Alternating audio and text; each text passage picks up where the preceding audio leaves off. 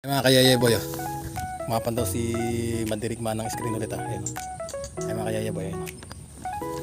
Ito yung mga huli niya. Ang sabi niya marami. Nice! Nahuling ano. Mga kayayeboy din natin. Marami nga. Pwede, ano yung bulig? Ay, may bulig pa lang nahuli mga kayayeboy si ano. Silig. Yap! Mga kayayeboy. Ayun, dami mga kayayeboy. Yun, dami. Ganda. Iba talaga si Mandirigma talaga.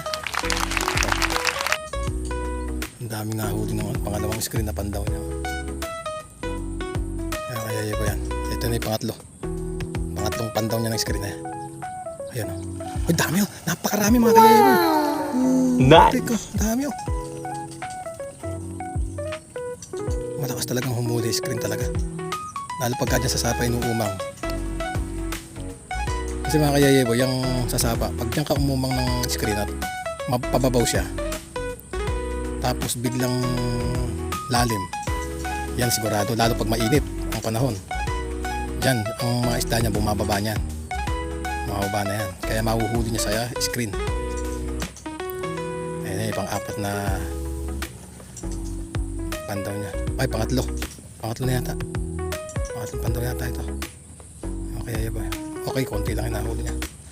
Pero ayos na rin, pwede na rin. Ayan. Uy! Napakalaki mga kayayeboy. Ayan, laking hito na rin. Nice! Oh, talaga, ikaw taga Mandirigma talaga. Kaya lang, patay na mga kayayeboy yung ano niya. Yung hitong nahuli niya malaki. Nalulunod din pala ang hito, ano? O, tingnan mo. Oh, mga kayayeboy, nalunod yung hito kaya namatay. Ay, ako. Pero pwede na yan. Pwede pa, dadaing na lang. Pwede yung pandaing pa yan. Sarap na pandaing yan. Ayan, kayayeboy. Ayos. Ayan, may mga huli sa mga, ayan, sa mga kaninang pinandang niya. Ang dami. Tilapia. Alright, Ano mga Mandirigma? Ayos ba? Iyon. Galing. Okay, alright. Yeah, boy.